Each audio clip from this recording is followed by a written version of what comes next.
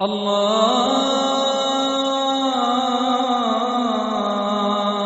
أكبر الله أكبر الله أكبر الله أكبر.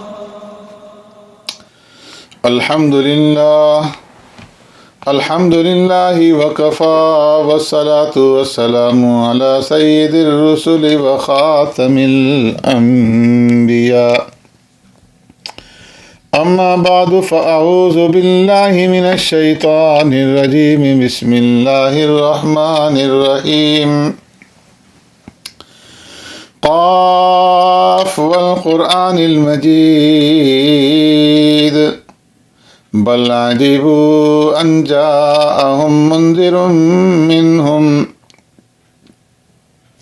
فقال الكافرون هذا شيء عجيب. صدق الله مولانا العظیم. معزز سامعین و ناظرین، سورہ حجرات کے بعد سورہ قاف ہے، اور سورہ قاف یہ بھی مکی صورت ہے.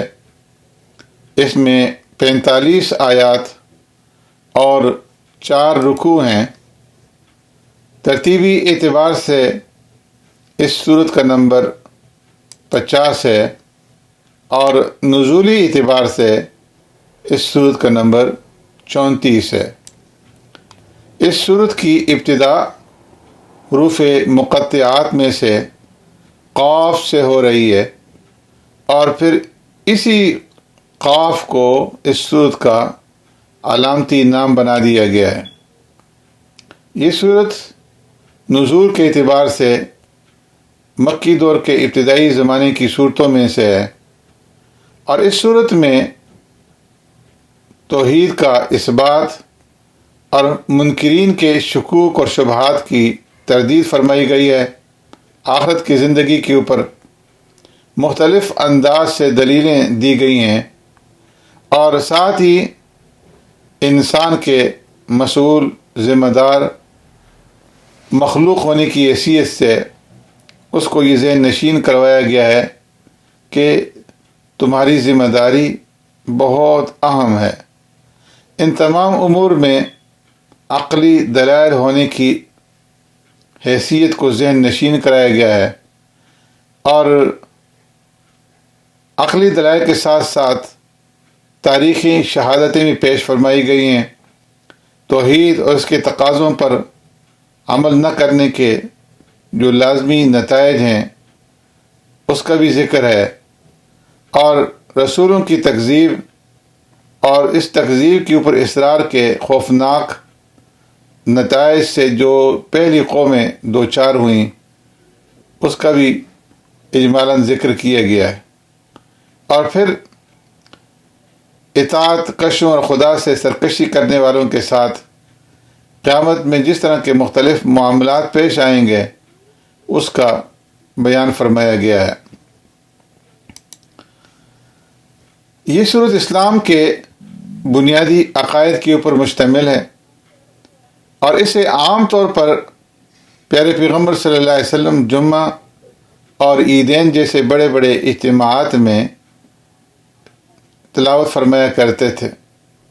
اس صورت کی ابتدا میں قرآن مجید کی قسم کھائی گئی ہے، والقرآن المجید، اور قسم کا جواب محذوف ہے، کلام کے اندر مذکور نہیں ہے.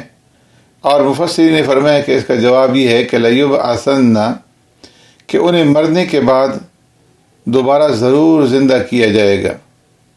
یہ صورت بتاتی ہے کہ مشرکین کو دوسری زندگی اور انہی میں سے ایک انسان کے نبی بننے کے اوپر بڑا تعجب ہوتا تھا، حالانکہ مخصوصات کی اس دنیا میں ایسے عجائبات اور مخلوقات کی کوئی کمی نہیں کہ جن میں غور و فکر کر کے انسان اللہ کی بے پناہ قدرت کا ادراک کر سکتا ہے. ان سے پہلے قوم نوح، قوم عاد، قوم سمود، اور اسی طرح قوم لوط، قوم فرعون اور قوم شعیب بھی انہی طرح کی تکذیب کا راستہ اختیار کر کے ہلاکت سے دوچار ہو چکی ہیں۔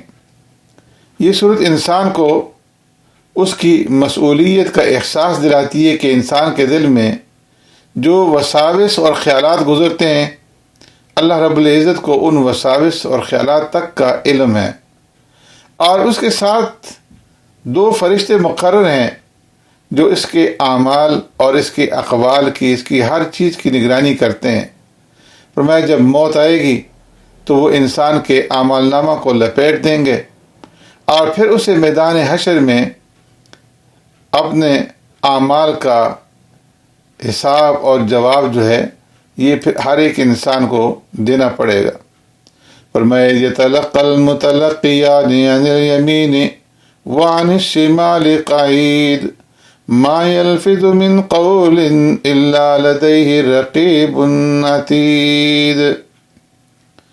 قیامت کے دن ہر انسان کا عمل نامہ بطور حجتوں کے سامنے پیش کیا جائے گا تاکہ ہر ایک انسان خود دیکھ لے کہ وہ دنیا میں کیا کرتوت کر کے آیا ہے۔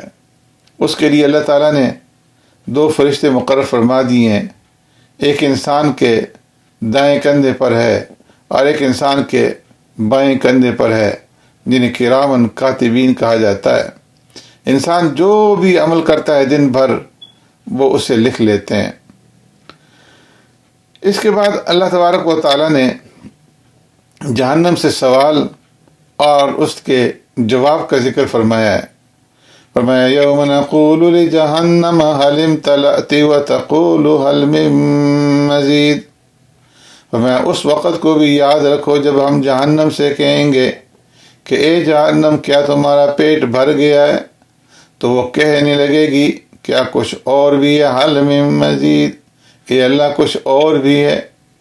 جہنم سے یہ سوال صرف تحدیداً اور زجر کے لیے ہوگا کہ جو لوگ پہلے سے جہنم میں ہوں گے تو اس سے ان کے اوپر خوف طاری ہو جائے گا، اور پھر متقین کا انعام جو ہے اس کا ذکر فرمایا ہے، وَأُزْلِفَتِ الْجَنَّةُ لِلْمُتَّقِينَ غَيْرَ بَعِيدٍ۔ اہل جنت کو جنت کے اندر جو کچھ نعمتیں ملیں گی، فرمایا کہ جنت کو متقین کے بالکل قریب کر دیا جائے گا، اور یہ بالکل بھی متقین سے دور نہیں ہوگی۔ یہ چیز ہر اس بندے کے لیے ہے جو اللہ تبارک و تعالیٰ کی طرف رجوع کرنے والا ہو اور اپنے ایمان کی حفاظت کرنے والا ہو۔